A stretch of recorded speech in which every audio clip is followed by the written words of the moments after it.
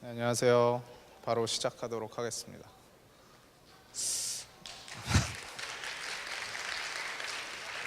네, 저는 카이스트에서 온 차상길이라고 하고요.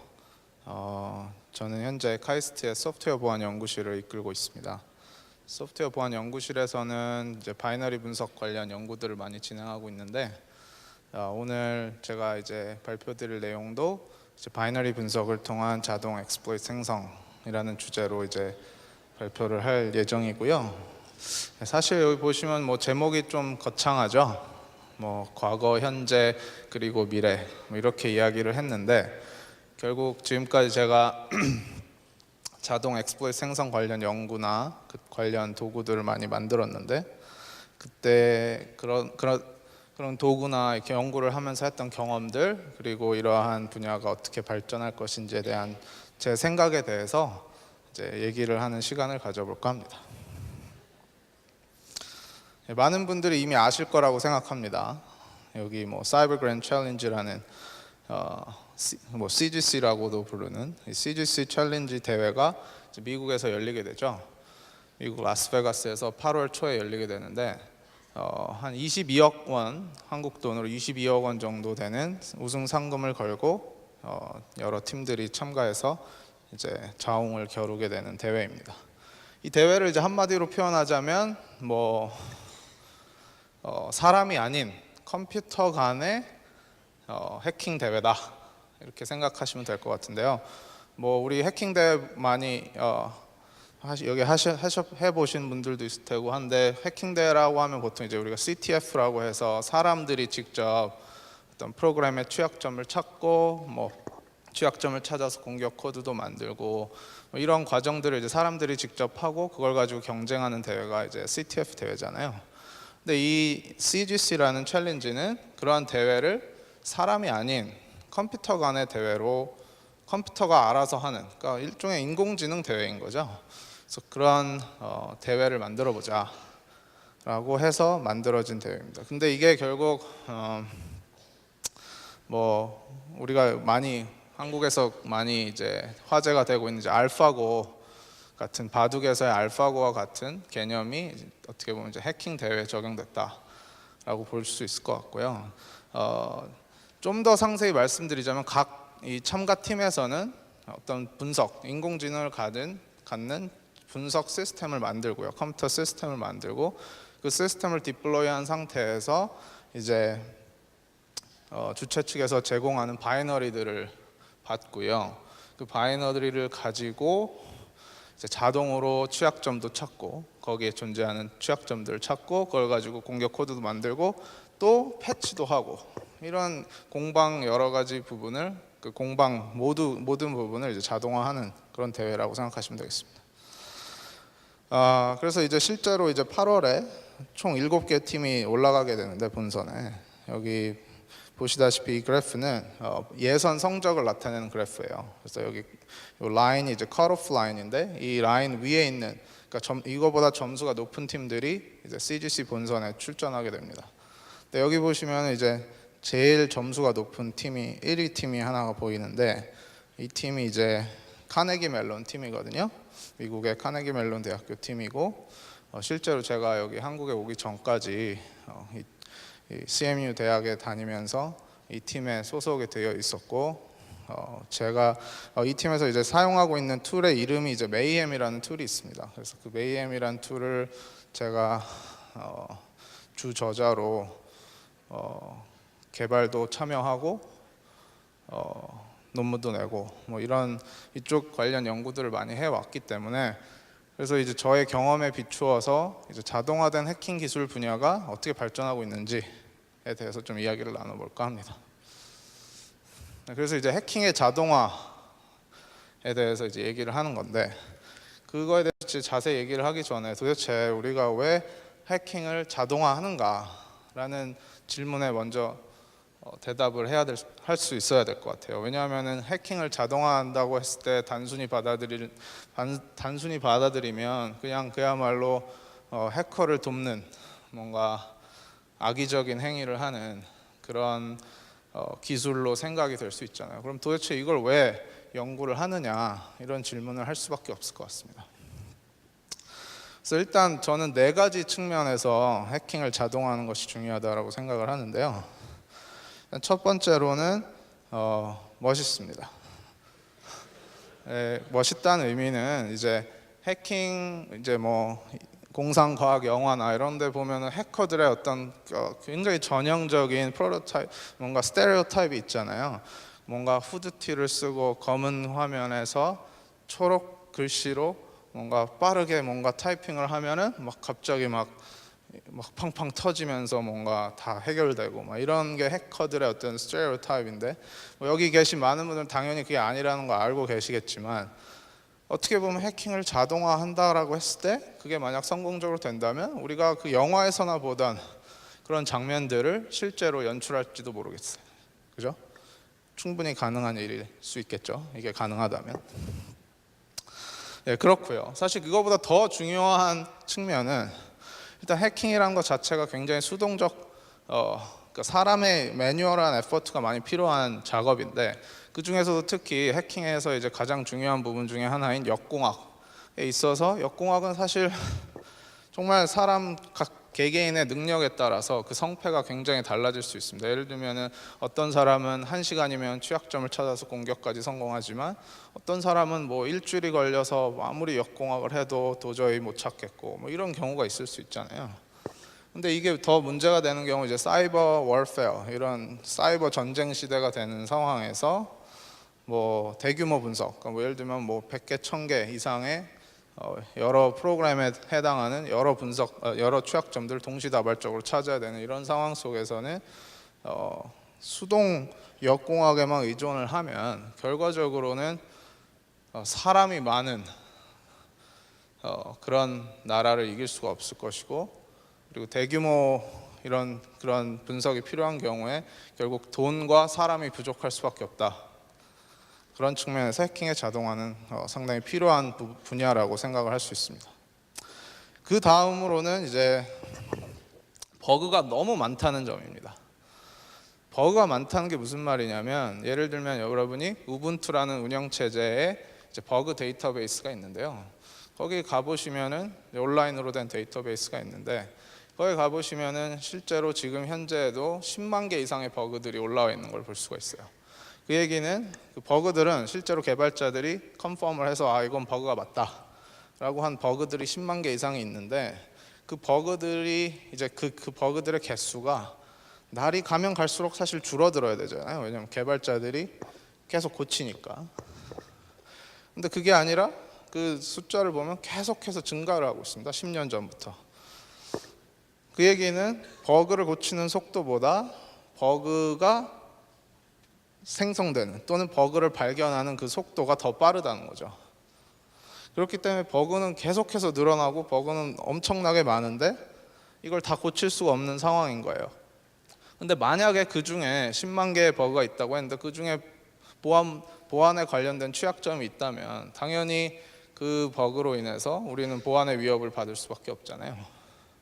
그런데 만약 해킹의 자동화가 가능하다면 그러한 많은 버그들, 10만 개의 버그를 자동으로 분석해서 어떤 게 실제로 보안에 취약하다라고 얘기를 해줄 수가 있고, 그걸 통해서 이제 선택적으로, 그러니까 우리는 자원이 한정돼 있잖아요. 다 고칠 수가 없는데 그래도 그 한정된 자원 하에서 그 버그들을 효율적으로 고칠 수 있는, 그러니까 방어자의 입장에서 사실 굉장히 중요한 그러한 해킹의 자동화의 기능이, 순기능을 갖고 있습니다. 그리고 마지막으로 비슷한 이유인데요. 뭐 우리가 해킹을 자동화하고 그걸 가지고 자동으로 디버깅을 해서 패치까지 할 수 있는 그런 기술이 있다면 결국 새로운 취약점이 나왔거나 했을 경우에 빠르게 대처를 할 수 있겠죠. 이렇게 해킹의 자동화는 보안에 있어서 굉장히 중요한 비전을 가지고 있습니다. 그리고 이러한 비전은 결국 하나의 정신에서 비롯된다고 저는 생각을 하는데, 지피지기면 백전불태다 라는 손자병법의 말이 바로 그것입니다. 그러니까 우리가 나를 알고 내가 방어자로서 나의 자신을 알 뿐만 아니라 공격자를 좀 더 잘 이해함으로써 우리는 더 나은 대응책, 더 나은 방어 기술을 만들 수도 있다 라는 것이 이제 어떻게 보면 자동화된 해킹의 가장 핵심 정신이 아닌가 생각을 합니다. 자동화된 해킹은 크게 세 가지의 요소로 구성이 되어 있습니다. 첫 번째는 이제 바이너리로부터 프로그램의 그 취약점을 찾는 것이고요. 그 다음은 이제 취약점을 찾은 다음에 그걸 바탕으로 exploit을 생성하는 것. 그리고 찾은 취약점을 바탕으로 그 원인을 파악하고 디버깅을 해서 패치하는 이런 측면인데요. 결국 이 세 가지 중에서 취약점을 찾는 건 굉장히 공통된 요소고요. 이 위에 부분, 그러니까 취약점을 찾고 exploit을 생성하는 부분은 이제 공격의 측면이라고 보시면 되고, 패치를 하는 이 부분은 방어의 측면이라고 보실 수가 있습니다. 그런데 이제 보통 우리가 Automatic Exploit Generation이다 또는 AEG다 라고 하면은 이 윗부분, 그러니까 공격에 해당하는 부분을 많이 얘기를 하고요. 이번 톡에서도 제가 말씀드릴 내용도 사실은 이 윗부분, 그러니까 자동화된 exploit, AEG에 해당하는 부분을 이야기를 드리도록 하겠습니다. 그래서 이제 AEG의 시작인데요. 즉 과거에 대해서 거슬러 올라가 봐야 할 것 같습니다. 최초의 AEG 연구는 언제 시작이 되었을까요? 네, 제가 아는 한 아카데미아에서는 2005년도에 이러한 연구가 시작이 되었는데요. 익스라는 학회에 2005년도에 Automatic Discovery of API Level Exploit이다 라고 하는 그 페이퍼가 나왔는데요. 이 페이퍼가 결국 최초로 아카데미아에서는 AEG 문제를 하나의 프로그램 베리피케이션 문제로 간주하고 이 문제를 풀어보자 라고 제안을 했던 그런 논문이 되겠습니다. 이 프로그램 베리피케이션이란 건 뭐냐? 아이디어는 굉장히 간단합니다. 프로그램 베리피케이션은 프로그램과 어떤 correctness property, 이 프로그램이 정상적으로 동작하는 거 아닌가라는 그 프로퍼티를 받아서 실제 그 해당하는 프로그램의 프로퍼티를 판별을 하는 거거든요. 그러니까 이 프로그램이 정확하다 또는 아니다 이런 걸 판별하는 기술인데요. 근데 이제 AEG라는 거는 이 프로그램 베리피케이션 기술을 조금 변형해서 이제 프로그램이 정확도가 아니라 프로그램의 exploitability, 그러니까 프로그램이 exploit이 가능한지 안 하는지를 판별해 보자 라고 해서 나온 아이디어가 이제 AEG라는 겁니다. 그리고 이러한 개념을 이용해서 이제 그 2005년도 페이퍼에서는 초기 페이퍼에서는 API level exploit을 자동으로 생성하는 방법을 고안하게 되는데요. API level exploit이란 건 뭐냐면은 우리가 어떤 API를 호출하잖아요. 그 API 호출하는 어떤 시퀀스에 따라서 원치 않은 어떤 권한을 주게 된다던가 하는 어떤 취약점이 발생한다는 겁니다. 예를 들어서 우리가 여기서 A부터 Z까지의 API 콜을 했을 때 그 어떤 우리가 파일을 갖고 있지 않은, 소유하고 있지 않은 파일에 read write 권한을 갖게 되는 취약점이 있다 라고 한다면은 이제 A부터 Z까지의 이 콜 시퀀스가 결국은 API level exploit이 되는 것이거든요. 그렇다면 이제 이러한 API 시퀀스를 어떻게 찾을 것이냐가 문제인데요. 우리는 이제 bounded model checking이라는 이제 컴퓨터 공학의 한 분야가 있고 그런 기술이 있는데 이 기술을 씁니다. 그래서 먼저 각 API에 해당하는 여기 A부터 Z가 있다고 그러면 각 API별로 어떤 수학적인 모델을 만들어주고요. 사람이 직접.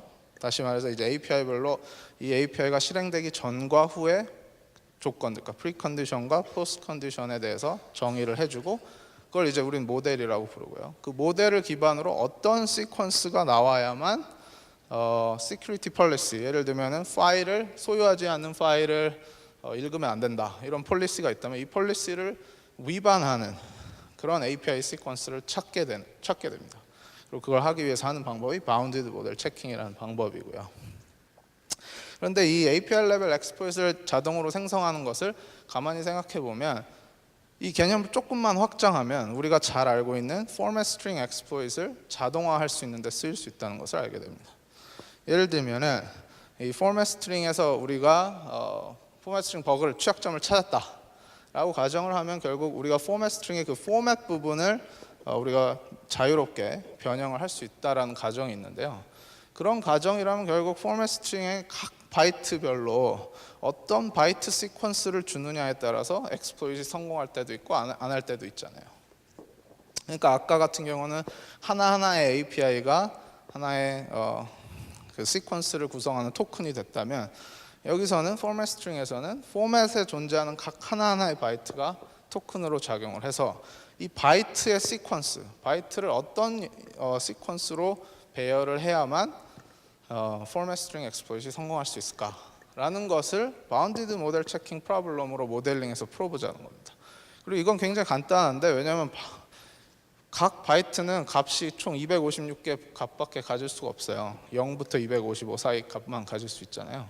그러니까 그 각 값에 대한 모델을 생성해서 아까 말씀드린 바운디드 모델 체킹을 쓰면 포맷 스트링을 자동으로 생성할 수 있다라는 겁니다. 그래서 예를 들면은 뭐 포맷 스트링을 구성하는 변수들이 여러 개가 있을 텐데, 뭐 포맷 스트링 자체의 길이라든지, 아니면은 포맷 스트링이 버퍼에 저장된 위치와 실제 파라미터로 전달된 포맷 스트링 포인터의 거리, 뭐 아니면은 실제로 포인터 그 포맷 스트링에 작용하는 아규먼트의 포인터의 위치, 뭐 이런 것들을, 이런 변수들을 기반으로 아까의 모델, 우리가 각 바이트별로 모델을 만든다 그랬잖아요. 그 바이트별로 만든 모델을 바운디드 모델 체킹이라는 방법을 사용하면 이런 형태의, 좀 이렇게 좀 어려워 보이긴 하지만 결국은 하나의 공식화돼서 이 공식을 만족하면 우리가 포맷 스트링을 할 수 있다, 이런 식으로 공식화를 할 수가 있어요.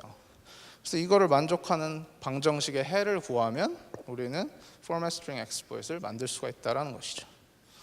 이게 어떻게 보면 2005년도 약 지금으로부터 10년 전에 나온 최초의 exploit generation 아이디어입니다.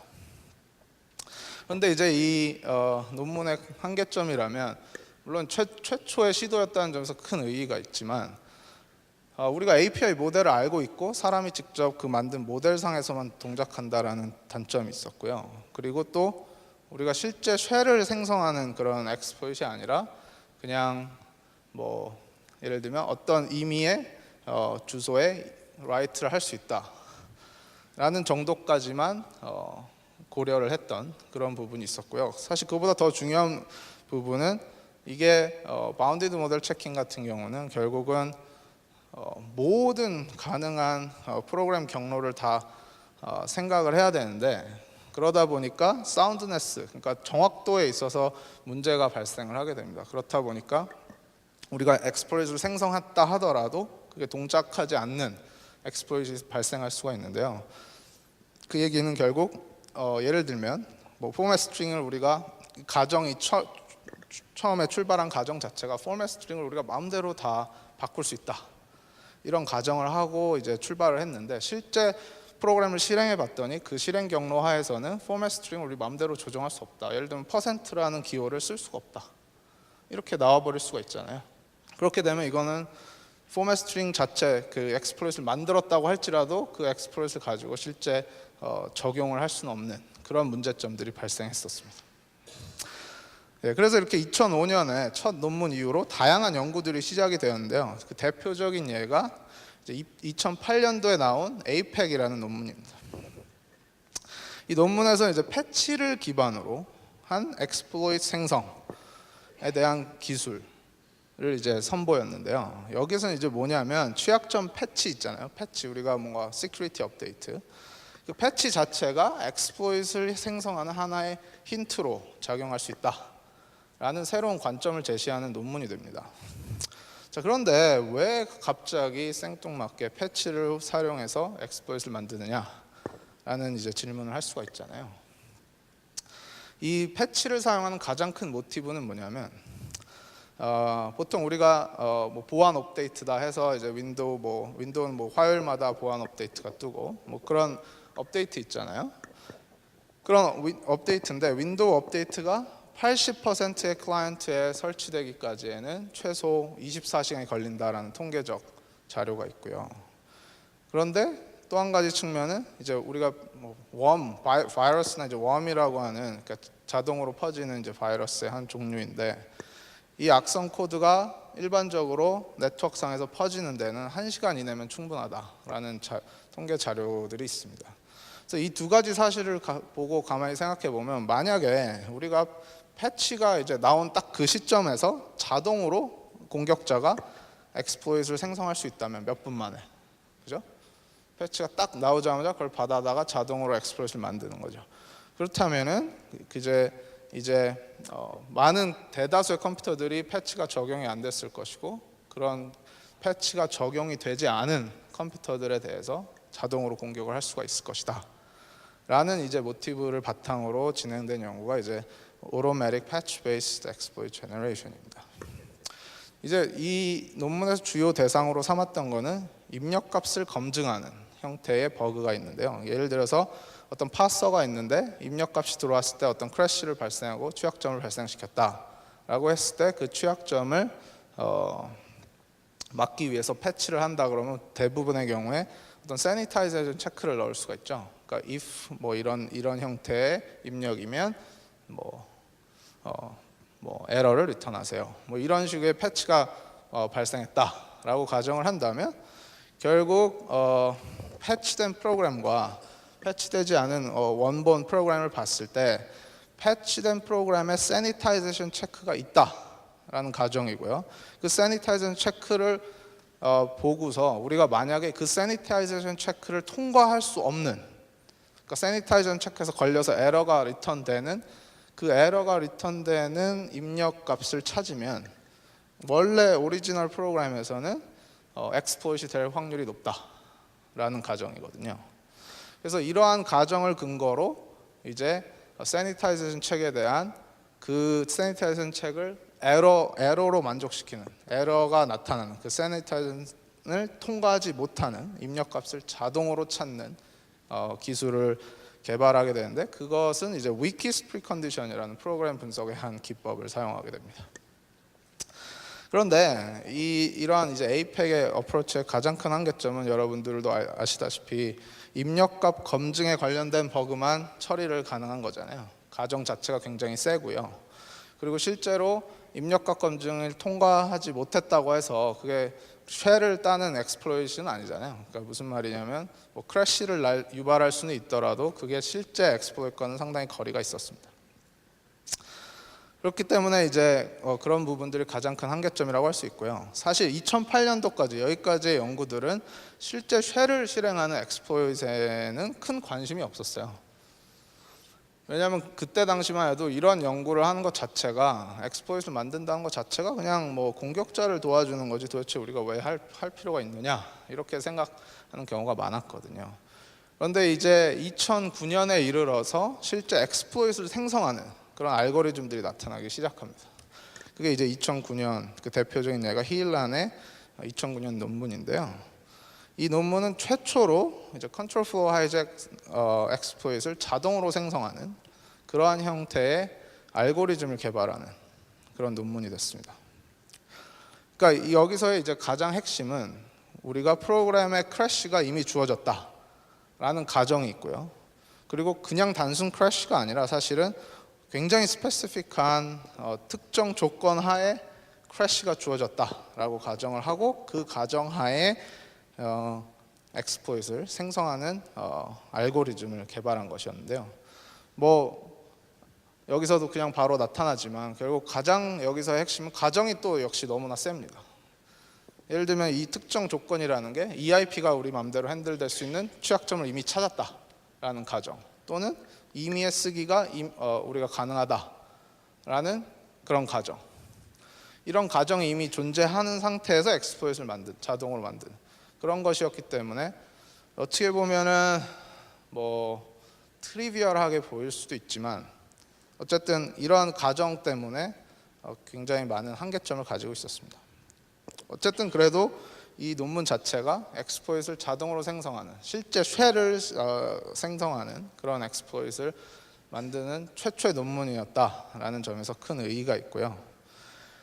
그럼 이제 이 수많은 가정들을 다 배제하고 정말 그냥 바이너리가 주어졌을 때 취약점을 알아서 찾은 다음에 알아서 exploit을 할 수는 없겠느냐, 그러한 논문이 이제 최초로 나온 것이 이제 2011년도입니다.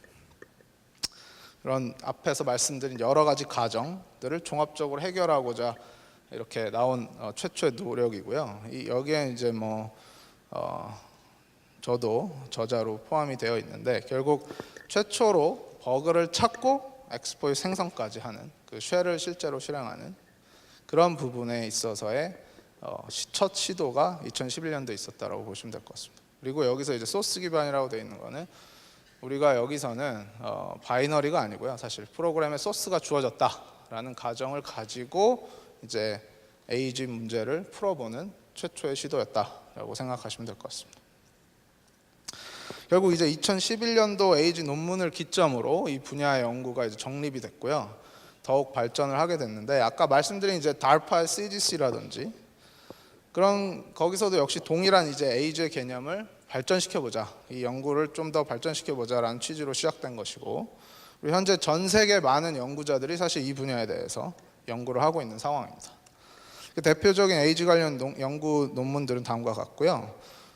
제가 이 앞에 3개의 저자로 참여하고 있는데, 이 부분에 대한 연구에 대해서 간략히 소개를 드리도록 하겠습니다.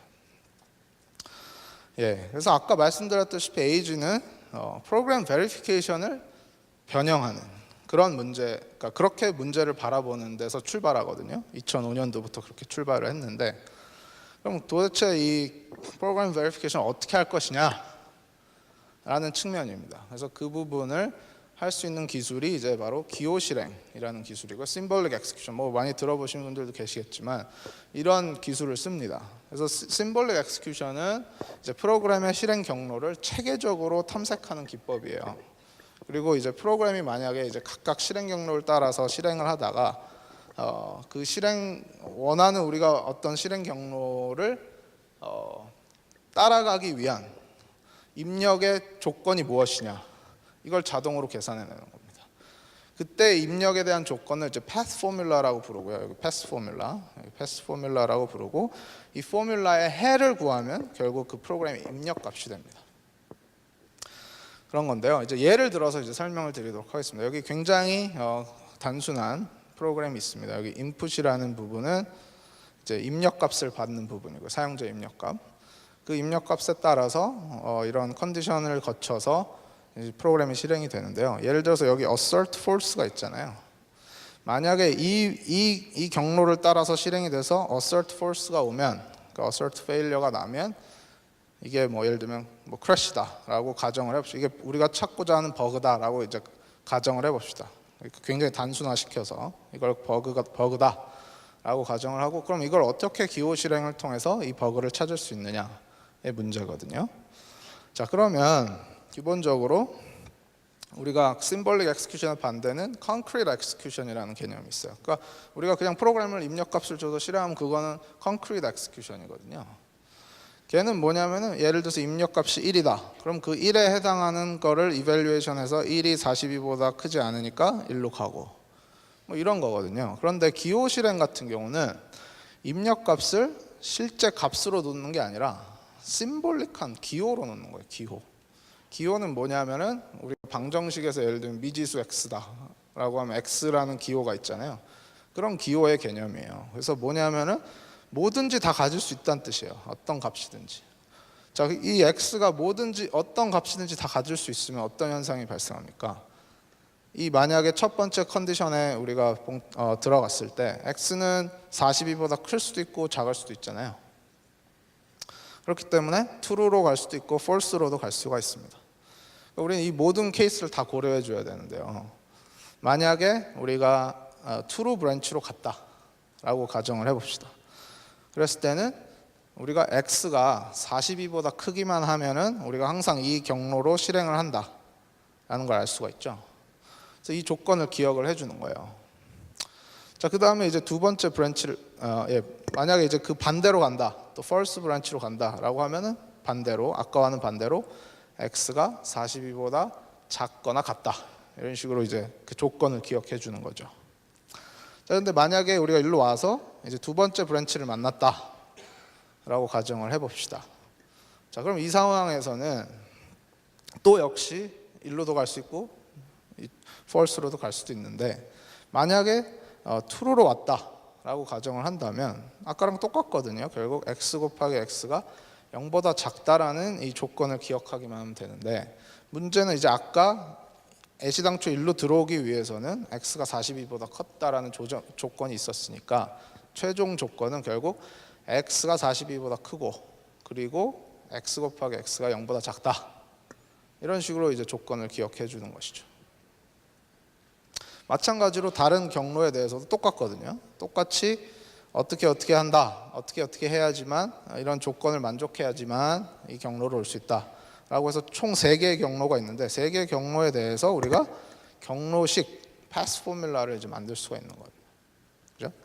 그러니까 여기는 총 3개의 경로가 존재하고 각 경로별로 어떤 조건이 있어야만 올 수 있다는 걸 우리는 이제 심볼릭 엑스큐션을 통해서 구할 수가 있는 거예요. 자, 그럼 이제 버그를 찾는다라고 했는데, 버그가 이제 아까 예를 들면 assertion false니까 얘를 어떻게 찾느냐? 그냥 보시면은 3개 중에서 가운데 경로를 택하면 된다라는 걸 알 수 있죠. 그러면 이제 버그는 이미 찾았고요. 버그를 유발하는 경로도 찾았으니까 우리가 원하는 거는 그 경로를 탐색하는 실제 입력값이 뭔지를 구하기만 하면 됩니다. 그걸 하기 위해서 우리가 이제 경로를 왔을 때 어떤 다음과 같은 이제 포뮬라가, 이제 패스 포뮬라가 완성이 됐는데, 이 패스 포뮬라를 만족하는 방정식의 해를 구하는 거예요. x의 값이 뭐냐, x의 해가 뭐냐 이거죠. 자, 이 해를 구하면은 뭐 해가 여러 가지가 있는데 x는 50이다. 이것도 해가 될 수 있죠. 왜냐하면 x가 50이면 42보다 크고 그리고 x 곱하기 x가 0보다 크거나 같으니까. 이건 해입니다. 그 얘기는 뭐냐면 이 입력값 x는 50이라는 값을 가지고 프로그램을 실행하면 결국 동일한 이 경로와 동일한 경로로 프로그램이 실행이 돼서 실제 assert failure가 발생을 한다라는 것이죠. 이게 이제 기호 실행, symbolic execution에서 버그를 찾는 과정이고, 버그를 찾은 뒤에 입력값을 생성하는 과정입니다. 근데 이제 문제는 이 경로식이라는 게 있었는데, 이 경로식, 이 패스 포뮬라를 어떻게 푸느냐의 문제거든요. 이걸 어떻게 풀 것이냐 라는 겁니다.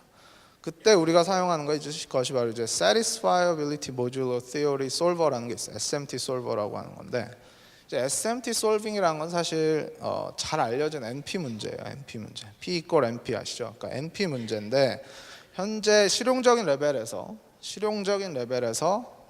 굉장히 큰 방정식을 풀 수 있는 솔버들이 많이 나와 있습니다. 예를 들면 뭐 블랙터라든지 야이시스라든지 뭐 Z3라든지 이런 솔버들이 많이 있는데, 걔네들을 이제 활용하면은 우리는 쉽게 이런 방정식의 해를 구할 수가 있거든요. 그래서 기호 실행을 통해서 포뮬라를 만들고 포뮬라에 대한 방정식의 해를 구하고 하는 이런 것들이 이 SMT 솔버라는 솔버가 있기 때문에 가능해진다는 것입니다. 자, 그러면 이제 그다음 이제 버그를 찾고 버그에 해당하는 입력값을 찾았으니까 그다음은 이제 exploit을 이제 생성하는 문제가 남아 있거든요. 어떻게 하면 exploit을 생성할 수 있을까? 라는 문제인데요. 자, 예를 들어서 여기에 있는 박스, 큰 네모난 박스가 있는데, 얘를 이제 어떤 프로그램이 받을 수 있는 모든 입력값의 집합으로 생각을 한번 해보겠습니다. 그리고 이 프로그램에 이제 취약점이 하나 존재한다 라고 가정을 해봅시다. 자, 그랬을 때 우리가 심볼릭 엑스큐션을 사용해서 이 취약점을 찾을 수 있겠죠. 아까 말씀드렸던 방식대로 경로를 탐색해서 취약점을 찾았습니다.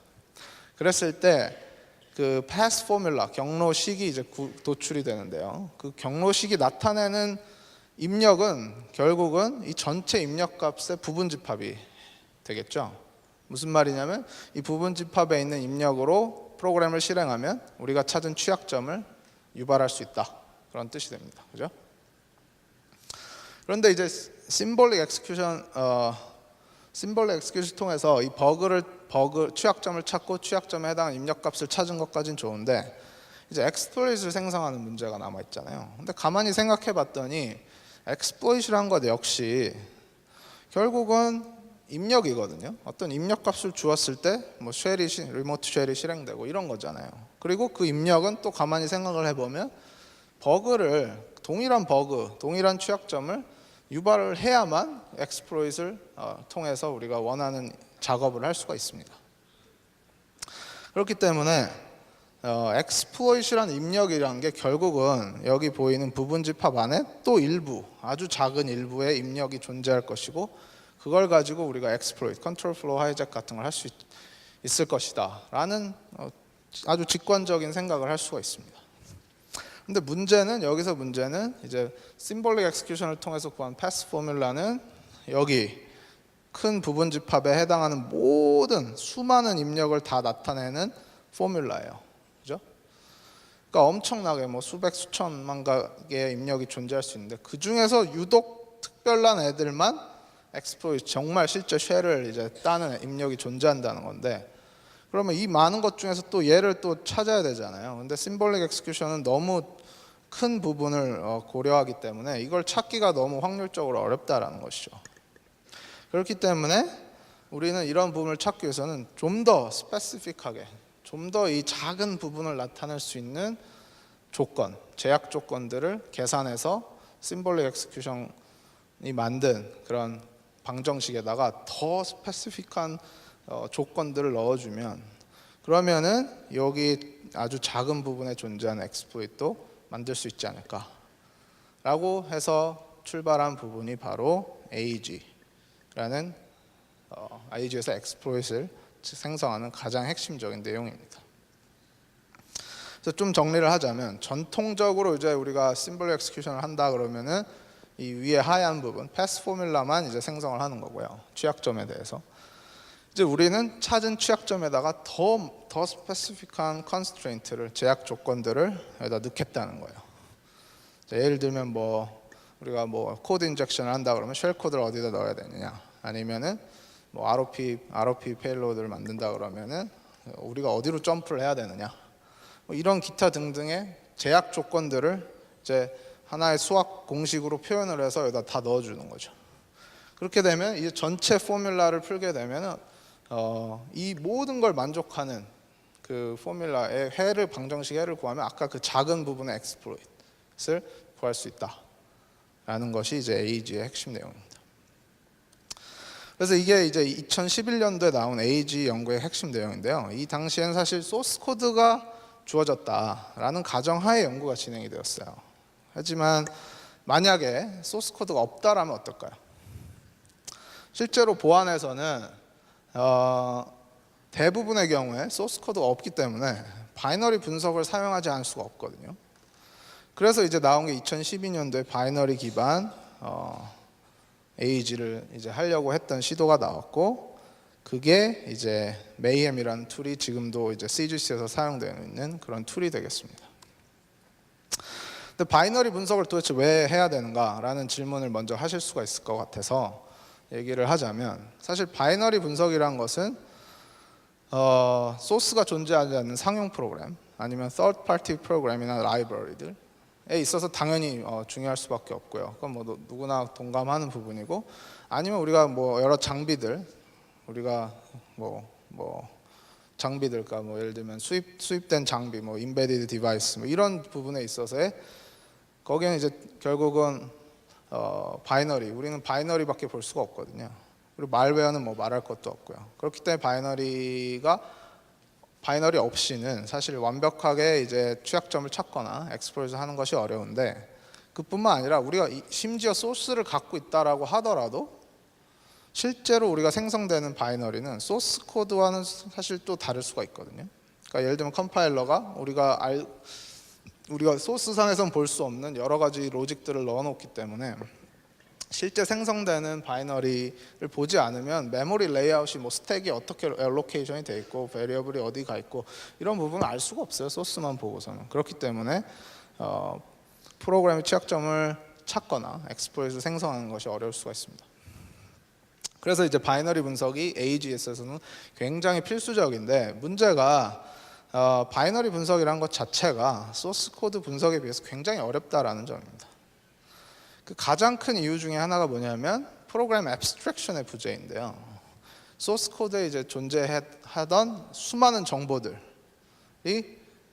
다 없어지거든요. 자, 예를 들면 뭐 타입이라든지 변수, 그러니까 변수라는 개념, 그 개념 자체도 없어져 버리죠. 아니면 함수라는 개념, 그런 개념도 없어요.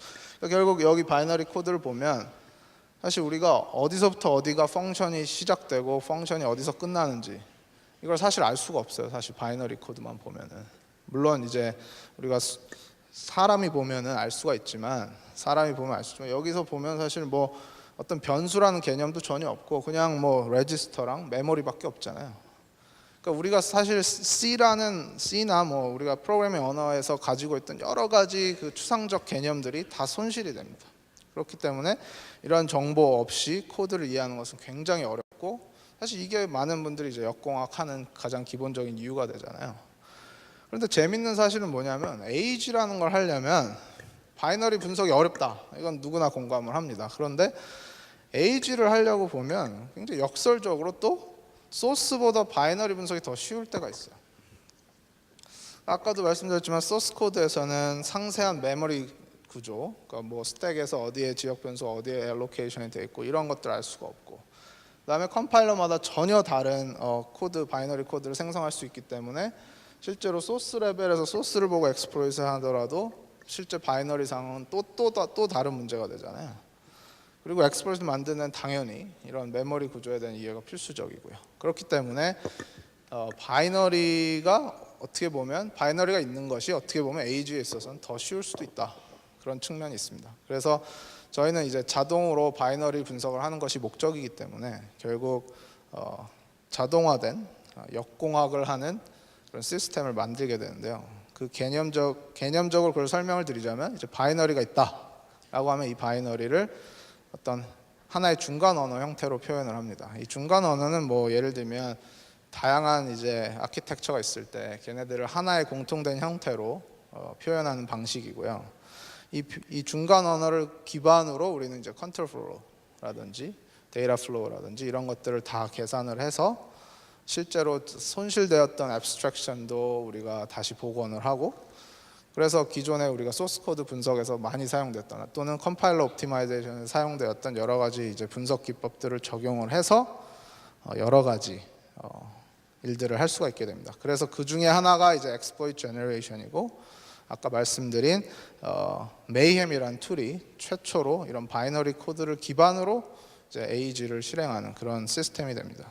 기본적으로 바이너리 코드를 인스트루멘테이션을 통해서 하나하나 동적으로 읽어오고요. 그 코드들을 아까 말씀드린 인터미디엇 랭귀지로 변환을 해서 그 인터미디엇 랭귀지 중간 언어 기반으로 심볼릭 엑스큐션을 실행을 하고, 그 심볼릭 엑스큐션을 통해서 취약점을 찾아내면 그 찾아낸 취약점을 exploit generation, 아까 말씀드린 그 스페시픽한 constraint를 더하는 그런 작업을 통해서 exploit을 생성하게 됩니다.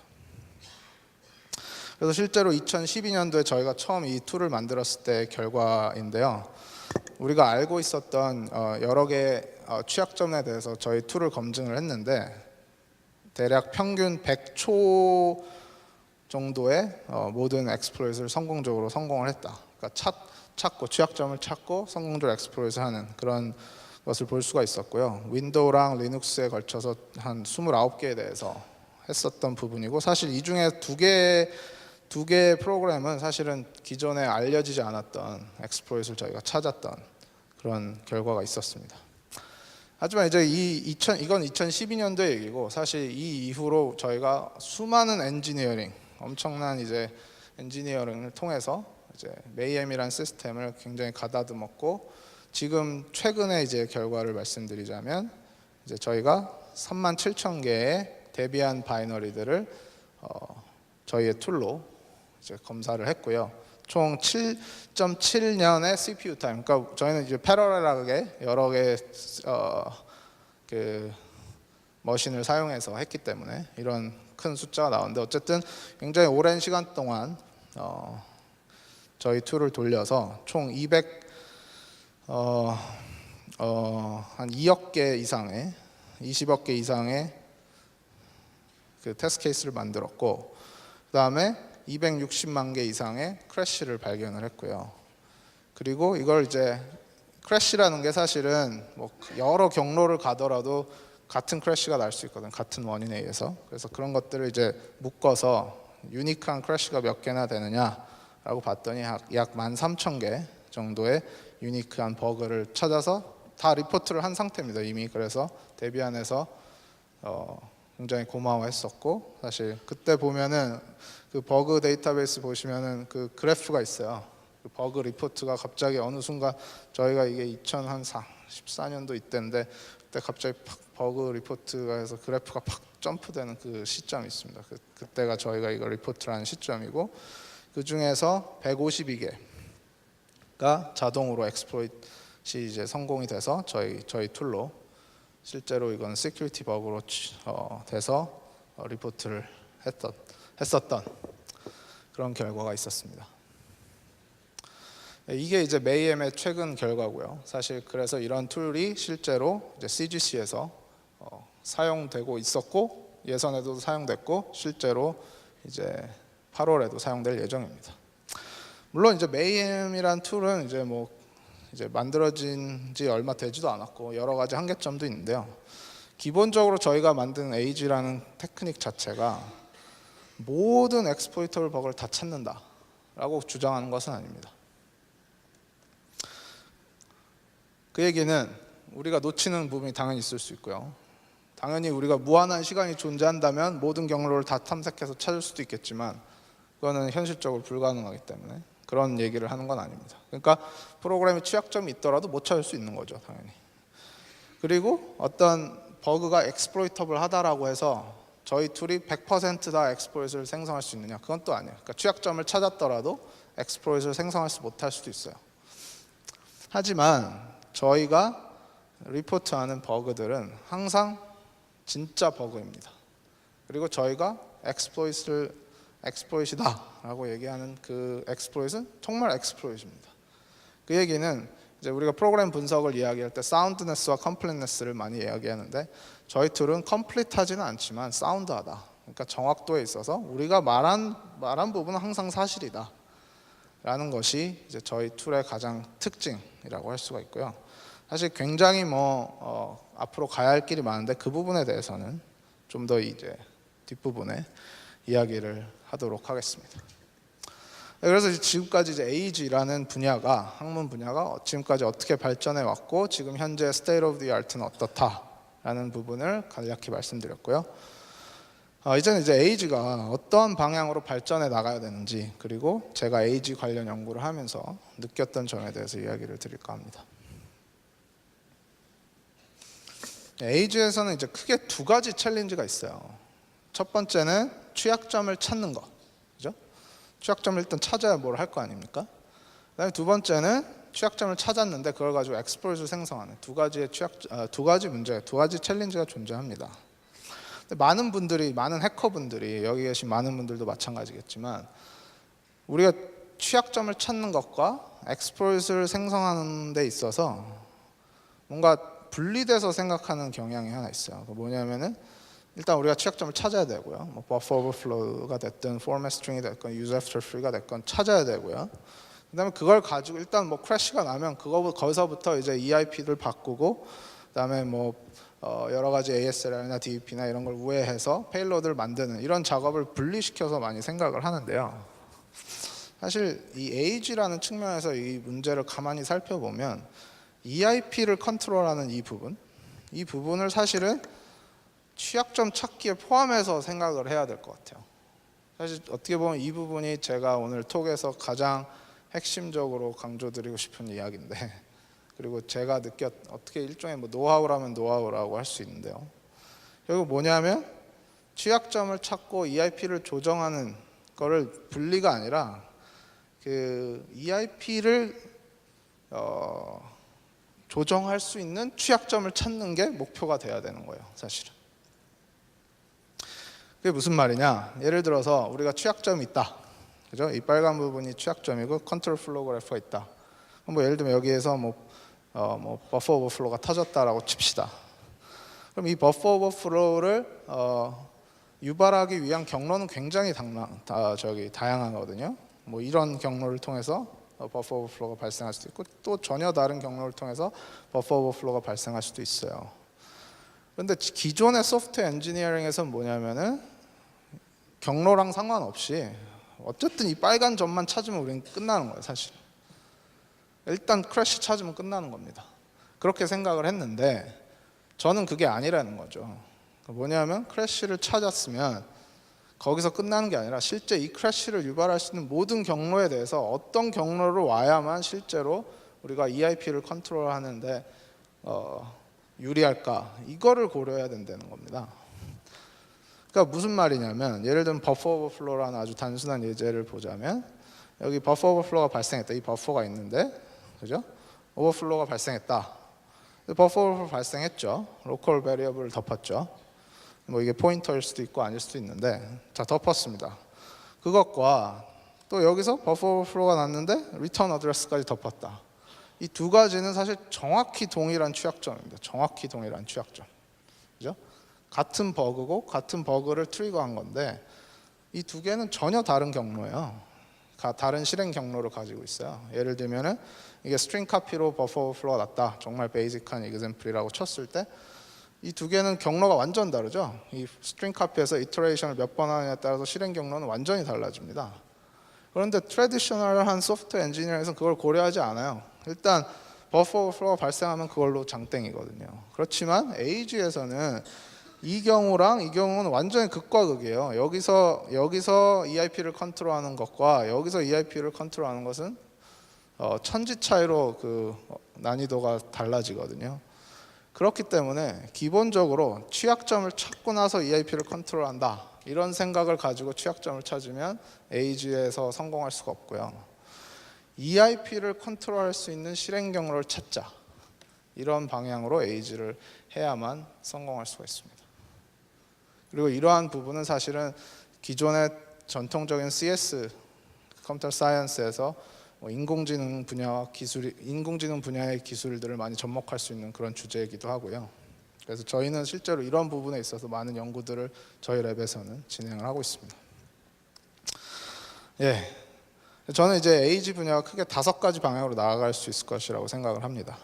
먼저 취약점 탐지 기술 자체가 발전해 나갈 수 있는 방법이 있는데요. 뭐 최근에는 뭐 기호 실행과 퍼징을 접목하는 여러 가지 시도도 있었고, 뭐 동적 분석과 정적 분석을 접목하는 이런 시도들도 있었는데, 그뿐만 아니라 이제 방금 제가 말씀드렸던 취약점을 단순히 찾는 것에서 멈추는 것이 아니라 그 취약점에 도달할 수 있는 다양한 경로를 탐색하는 그런 기술도 연구 분야라고 할 수 있고요. 두 번째 측면은 이제 자동화된 바이너리 분석 그 자체입니다. 결국 바이너리 분석이라는 것 자체가 에이지의 가장 핵심적인 부분일 수도 있는데, 실제로 주위를 둘러보면 뭐 싱가포르 같은 경우에도 뭐 거의 뭐 70억 규모죠. 6.1밀리언이면 70억 규모의 그 대형 프로젝트, 초대형 자동화 바이너리 분석 프로젝트가 이미 시작됐고요. 또 마이크로소프트에서도 사실 이 바이너리 분석 툴에 대한 어떤 상용화 측면에 대해서도 적극적으로 검토하고 있는 상황이고, 이런 측면을 봤을 때 사실 바이너리 분석이라는 것이 세계적으로 엄청난 관심을 갖고 있다라고 보실 수 있고, 이게 만약에 좀 더 발전이 된다면 아까 말씀드린 프로그램 앱스트랙션을 더 정확히 복원하고 그런 것을 통해서 이제 에이지가 더 발전할 수 있을 것이다라고 예측할 수 있고요. 그 다음은 이제 exploit hardening 측면입니다. 그러니까 아까 제가 말씀을 드리는지 모르겠는데, 사실 지금까지 나온 에이지 기술들은 방어 기법은 대부분 무시하는 경향이 있어요. 왜냐하면은 방어 체계까지 무력화를 한다면 그건 그야말로 무기를 만드는 것이 불과하거든요. 그러니까 저희는 연구자들이고 그 하얀 모자를 쓰고 있기 때문에 저희는 기본적으로 어떤 이 툴을 가지고 뭔가 나쁜 데 사용하는 걸 원치 않아요. 근데 이런 방어 기제가 없이 그냥 EIP를 컨트롤할 수 있다, 그리고 그것만 증명을 하면 사실 저희는 굉장히 해피한 거거든요.